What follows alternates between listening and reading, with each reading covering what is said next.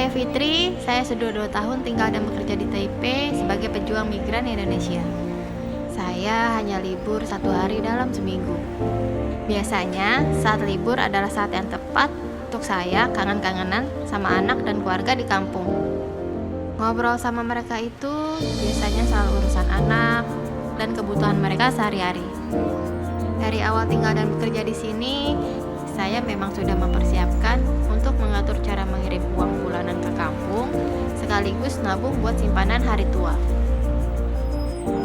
Tapi sekarang ini semuanya jadi serba mudah, karena saya sudah bisa buka rekening BRI pakai handphone dengan nomor Taiwan. Cuma dengan download Brimo,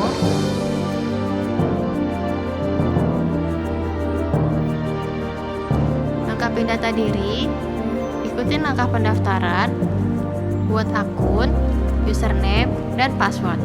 Segampang itu loh. Jadi, kalau ada kebutuhan mendadak di kampung, saya bisa dengan mudah transaksi pakai Brimo. Misalnya, buat bayar uang sekolah anak, transfer uang ke orang tua, bayar listrik, dan juga rutin menabung untuk masa tua.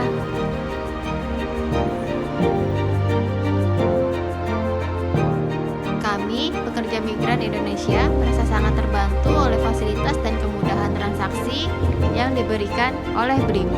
Brimo kini telah hadir di 11 negara di dunia dan buka rekeningnya dengan mudah dengan nomor lokal. Brimo.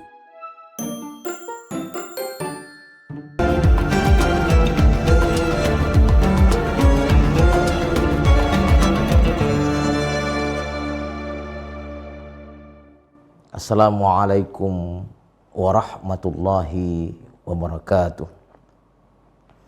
Alhamdulillahi rabbil alamin, wa bihi nasta'in ala umuri dunya waddin. Wassalatu wassalamu ala sayyidina Muhammadin wa ala alihi at-tayyibin at-tahirin. Para pemirsa yang terhormat, orang yang paling berjasa dalam kehidupan kita ini adalah orang tua kita.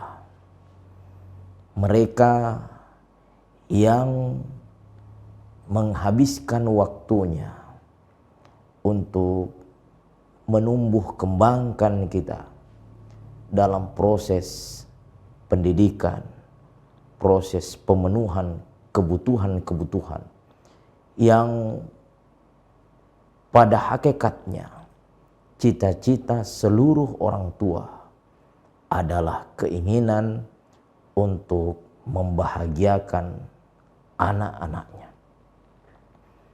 Dia membanting tulang, mencari nafkah, memberi makan, dan pada kondisi-kondisi tertentu kadangkala rela menghilangkan harga dirinya demi untuk membahagiakan anak-anaknya, untuk menyekolahkan anaknya karena dia tidak memiliki kekuatan finansial misalnya. Dia rela kehilangan kehormatan dengan mengutang di sana sini. Dan itu adalah jasa-jasa orang tua yang tak mungkin kita lunasi dalam kehidupan ini. Hingga ada orang tua yang telah lebih awal meninggalkan kita. Mereka telah terbujur kaku dalam himpitan tanah yang makin lama makin padat itu. Bagi kita sebagai anak yang memiliki bakti terhadap orang tua, kepada anak yang orang tuanya masih hidup, jangan sia-siakan kesempatan itu. Pergunakanlah bakti sebaik-baiknya untuk membahagiakan orang tua.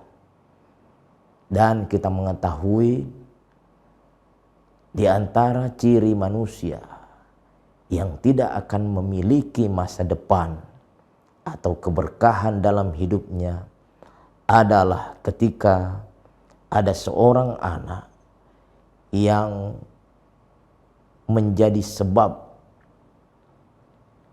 menetesnya air mata kekecewaan orang tua terhadap anaknya.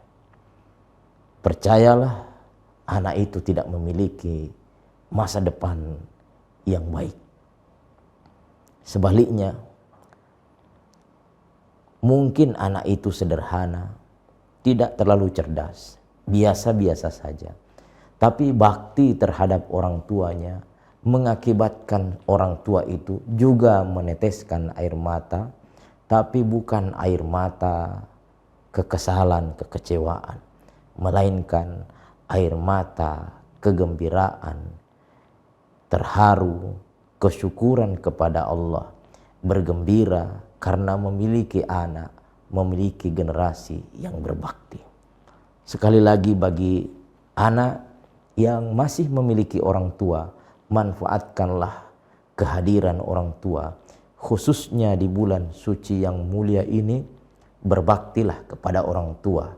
Sekiranya kita tidak memiliki amal yang dapat diandalkan di sisi Allah, maka seorang anak yang baik sekaligus sebagai hamba yang taat, berbakti kepada orang tua adalah jenis ibadah yang tidak ada tawarannya. Lalu bagaimana dengan orang tua yang telah meninggalkan kita?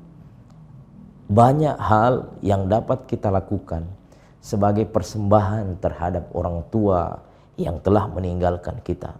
Tetapi hadis Nabi lebih konkret menggambarkan kepada kita, awwaladun saleh yad'ulah, anak yang saleh yang mendoakan terus menerus akan kehadiran orang tuanya di alam kubur itu adalah sebuah peristiwa bakti yang amat sangat luar biasa kepada seorang anak yang telah lebih awal ditinggalkan orang tuanya. Jangan biarkan di setiap sujud terakhirmu untuk melupakan orang tuamu.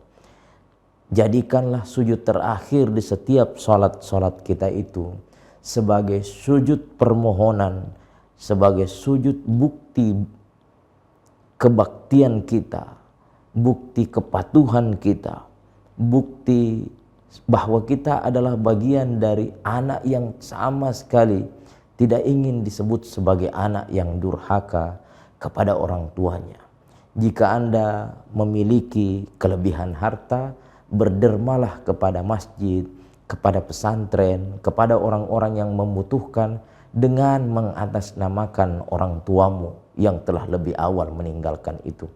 Atau sekurang-kurangnya biarkanlah doa untuk memohon pengampunan kepada Allah terhadap dosa-dosa yang dilakukan orang tua. Biarkan itu menjadi sebuah ritual yang tidak diabaikan sedikit pun dan sedetik pun. Jadikanlah doa terhadap orang tua yang telah meninggal itu sebagai azimat bagi kehidupan dan kemaslahatan kita. Terima kasih. Wabillahi taufiq wa da'wat wal irsyad. Wassalamualaikum warahmatullahi wabarakatuh.